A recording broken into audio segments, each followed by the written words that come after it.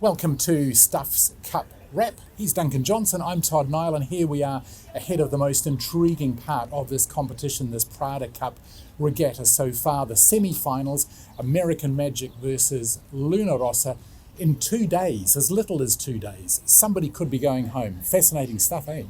It sure is, Todd. And speaking of 2 days, that's all the time American Magic's going to have had on the water, getting that boat back on to the sort of pace they were showing in the round robins when they were absolutely hurting in the high winds. Really, two teams, not much between them.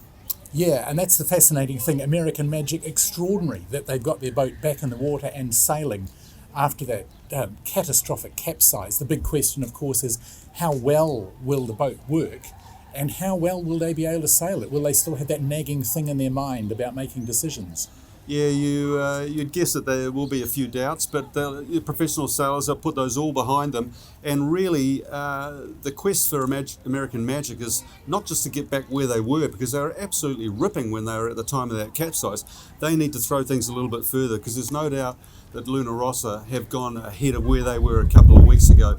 Now we're hearing American Magic have got new foils and a new rudder, so they're playing their cards ahead of the time, and they have to really, because this is do or die. As we say, someone's going home at the end of this, a multi-million-dollar challenge all over, and the winner of this one goes on to meet Ineos Team UK, who are absolutely on fire at the moment, so huge amount to play out for over this weekend. And the question's not just about American Magic. Rossa, fast boat, have looked good in parts of races, but as they've admitted, keep making sort of mistakes around decisions. So, have they managed to click better, coming into this part of the regatta than we've seen them before?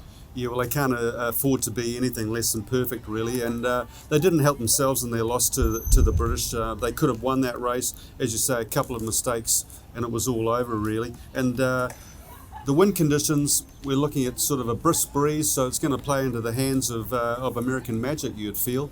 So everything to play for here, Todd. And depending on how they've dealt with their various issues, potentially two quite well-matched teams. Yeah, I think, anything can happen here, and anything has happened in this regatta, so expect the unexpected again. A fascinating couple of days ahead of us with the semi-final. We'll have a further look at how it's going in the next Stuff Cup Wrap.